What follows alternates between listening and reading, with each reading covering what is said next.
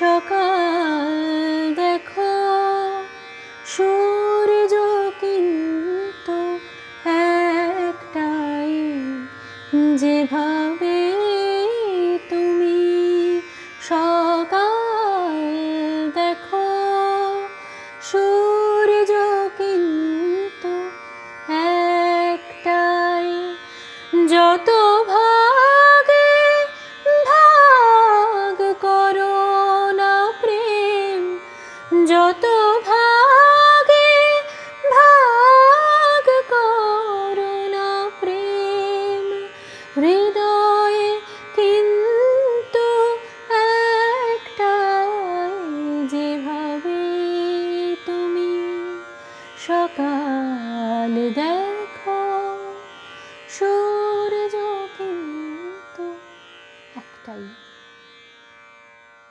Music. Probably we all love music. We can easily recognize our favorite singer only by listening to their voices. We don't need to even watch them physically. Not only that, we know how it sounds when a glass breaks and how it sounds when a metal object falls on the floor. And we know this sound differently, that is, these different sounds we can recognize because each of these objects or event produces some vibration in air, and those vibrations has the frequency range starting from 20 to 20 kilohertz, 20 hertz to 20 kilohertz, and this frequency range is the audible frequency range, and that's why we can listen them. And out of this frequency, starting from 300 hertz to 3 kilohertz is the voice frequency. So I'm speaking, when you speak or any person speaks, that frequency ranges starting from 300 hertz to 3 kilohertz. Well, but listening a voice and identifying a voice are two different things. Means you can easily differentiate my voice from any other person, and not only that, as I have given you the example, a broken glass can be identified with a metal object that falls on the floor, because each object produces some vibrations that is composed of some set of frequency ranges.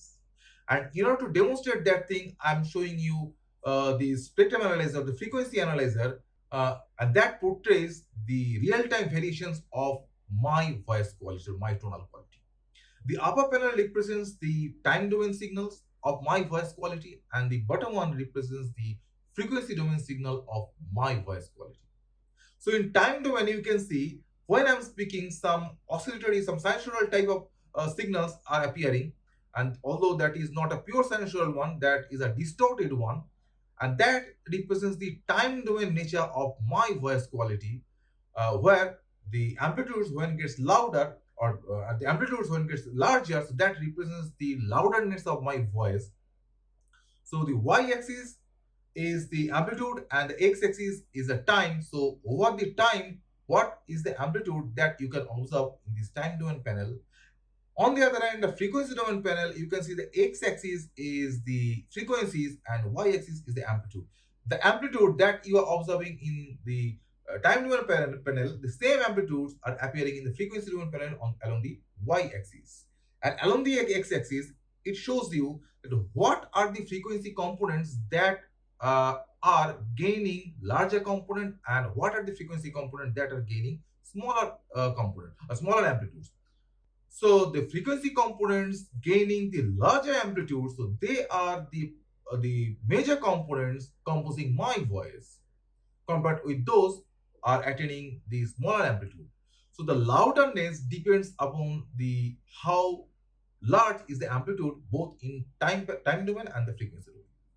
As you can see that there is not a single frequency that is composing my voice. There are a bunch of frequencies that are used to compose my voice, and depending upon the frequencies, the tonal quality gets changed. So I can show you using another demonstration that if I change my voice quality starting from the natural one to an artificial one, and that is within the base level of low pitch voice, if I generate, so you can see in the frequency domain that the low frequency components are vibrating much more compared with the high frequency component. And if I change my voice from the low pitch to high pitch, you have seen that the two components which gets prominent that are appearing at higher frequency compared with the lower frequency ranges. So watch it again.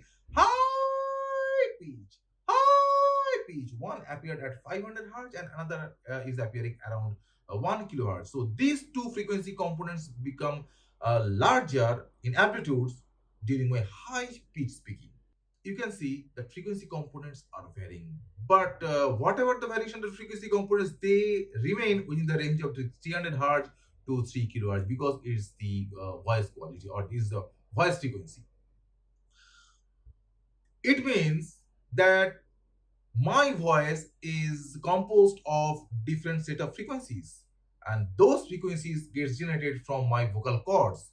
So you have seen during my high pitch speaking, two components become prominent one, so that is corresponding to my two vocal cords. See, in a similar manner, whatever the sound we listen from our ambience, so those sounds are not composed of a single frequency, rather a composite frequency. A number of frequencies are used to compose a particular sound. Therefore, if we can if we can identify what are the frequencies that are used to compose a particular sound, we can easily compose that sound artificially. And for that, we need to identify what are the each and individual frequency component, that is a single frequency components are used to compose that particular sound. And to know that, the first step is to know how it sounds when a sound gets generated from a single frequency. Because if you know how it sounds, how a single frequency tone sounds, then adding up those single frequency tones, you can produce or you can generate a different set of sounds or different type of different quality of sounds. Even your voice, even my voice, you can synthesize it. So how a single frequency or simple tone sounds. So for that, look at the spectrum analyzer or the frequency analyzer. Here I'm going to whistle and I'm going to set uh, the frequency for my whistle at 2 kilohertz, around the 2 kilohertz, because I can't do louder than that. So let's start.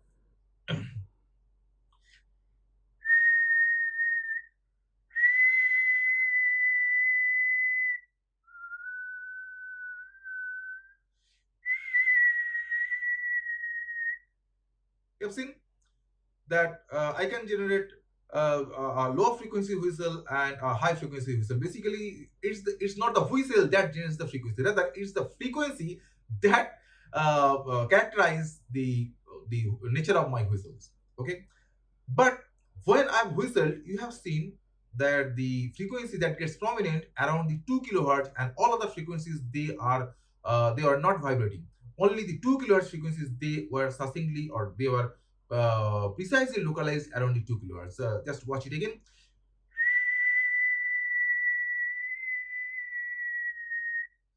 Well, all other frequencies are not varying.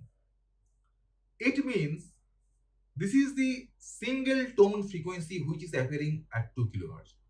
Now, this is the frequency domain representation. How its corresponding time domain representation look like? Look at it. Look it again. Right now, out of the time domain representation, the upper panel, I just paused, and here the time domain representation is looking like almost a sinusoidal bomb. And I'm going to demonstrate this one with a mathematical function. So here I'm going to play this mathematical function who is a sinusoidal itself. So this sinusoidal function has a frequency of 2.015 kilohertz, and at that particular frequency I'm going to play this signal, and I will match my whistle with this sound. Just watch it again.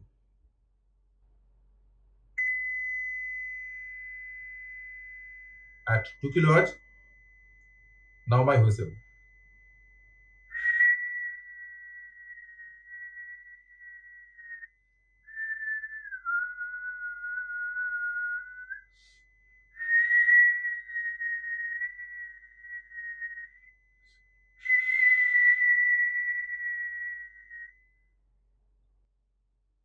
Did you see that? And look at the time domain signal, it looks like a sinusoidal one. So basically, a pure tone or single tone which gets generated from a single frequency has the nature of a sinusoid in time domain, when we see in time domain. And that is obviously comes from the mathematical formula that we use for to represent a sine function, because ft, if ft is a function of time and it's a sinusoidal function, we generally write ft is equals to a times sine omega naught t, where a is the amplitude, omega naught is the angular frequency, which is equals to 2 pi times f naught, and f naught that comes with a single value as an argument within this sine function or even cos function. So only the sine and cos, these two functions take into account a single frequency, and that's why whenever you will play a single tone, you will get a sinusoidal function in time domain. Right now, as you know how a singleton function looks like in time domain, now I can compose any type of function by combining different sinusoidal signal having different frequencies. Look, here is another representation, but here the upper panel represents the frequency domain plot and the lower panel represents the time domain plot. In the lower panel, you can see there exists a pure sinusoidal signal, and that sinusoidal signal has a frequency 1 kilohertz and the amplitude of 1 volt, because each square along the vertical axis is denoted as 0.5 volt per division. Therefore, 2 square it covers. So 2 square means 1 volt. So in the frequency domain, look, since the sinusoidal signal has only one frequency, so one single spike appeared at f equals to f naught, and f naught here is 1 kilohertz. So basically at 1 kilohertz you are having only one spike, and that represents that this time domain signal, which looks like a sinusoidal function, has only one frequency with the amplitude of 1 volt, because look at the y-axis of the frequency domain panel. There also you can see the peak amplitude of the spike is having, that is the 1 volt. So the y-axis represents the amplitude that is associated with the sine with the time domain signal. In this case, that is a sine signal, and the position of the spikes represents the frequency that exists within the time domain signal. So in this case, the time domain signal is a pure sinusoidal signal. The only one frequency exists, so that's why the position is at f equals to f naught. What if I combine two sinusoidal signal, one having 1 kilohertz and another having 3 kilohertz signal? So look at here. The first one exists, that is, it has the frequency of 1 kilohertz having amplitude of 1 volt per division, 1 volt rather, and the third component, the second component is 0. The third component I have added with the first one, where the third component has the frequency of 3 kilohertz, and that's why it is third component, because it is the uh, 3 times greater than the first one. The frequency is the 3 times greater than the first one, so it has the frequency of 3 kilohertz, and the amplitude is 1 over 3, because the amplitude, you can see, it's approximately 0.3333, that goes to 1 over 3. So in time domain, it looks like the YOLO curve. Okay, the YOLO functions. The rate function is the fundamental one, and the YOLO function is the combination of both of them, the first one and the third one. Because as you can see, the third one has the frequency 3 times greater than the first one. So it means the third one must have 3 cycles within the 1 cycle of the first component. On the other hand, the third one has a smaller amplitude compared with the first one. As a result, the overall function will be looking like the first one. The envelope should look like the first one. That is happening with a small ripple, and that ripple is due to the third one, the third component. Okay, and as you can see, within the one cycle of or one period of the first component, there exists 3 cycle of the third one, because within the first half cycle of the first component there exists 1.5 cycle for the third component, and within the second half cycle of the first component there exists another 1.5 cycle for the third cycle or third component. So that composes the 3 cycles within the 1 cycle of the first component. Okay. Now, if I increase the frequency component to 5, look at it, the ripple gets increased because right now 3 components exist, mainly because 5 component basically, but out of these 5 component, even components are 0. And the fifth component has the amplitude of 0.2 volt, which is even smaller than the third component. And the same thing is, you can see, is appearing in the frequency domain because the first component has the larger amplitude level, and the third component has comparatively smaller, and the fifth component is even small. Okay. So, and according to that, the ripple that is appearing in the time domain signal, but the envelope is looking like the first component, the 1 kilohertz signal.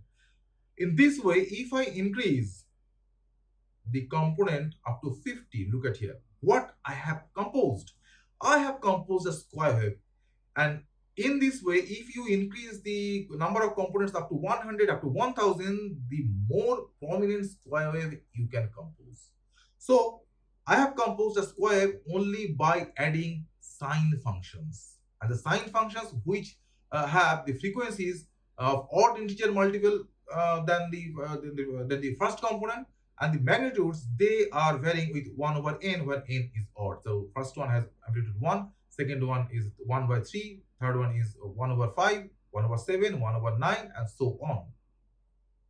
And this square function is an odd function because you can see in the uh, time domain that this is asymmetric with respect to the y-axis. So it's an odd function, and that is obvious because it is composed of all sine functions, and sine functions are itself odd functions. So that's why this function is also an odd function. Another thing, watch in the frequency with the magnitudes, all magnitudes are along the positive directions. None of them are in negative direction. Okay. Now, if I change this cos function into a sine function, no, that's opposite one. If I change the sine function, this is a sine function, into a cos function, look at here. Now you got an even square wave because right now you can easily see that this square is symmetric with respect to the y-axis in time domain. And look at the amplitudes level in frequency domain. Alternate amplitudes are alternating their signs. So the first component is positive, third component is negative, fifth component is positive, and seventh component negative, and so on. And these combinations are forming an even square wave. And do you want to listen how it sounds? Fine. This is the sound of this even square wave. And this odd square wave, it has the same sound. And in this way, you can compose a different function of different sounds. So if I compose the shortwave wave,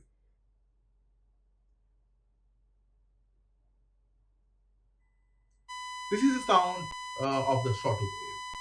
So what I did, I have used the sine function to generate or to compose the odd square wave, and I have used this cos function to compose the even square wave, and even I can compose the shortwave wave. So in this way, you can compose any type of functions or any type of sounds by adding sine waves of different frequencies as well as square wave of different frequencies. And not only that, if you combine the sine function and cos function of different frequencies, then also you can get different set of signals or different set of sounds.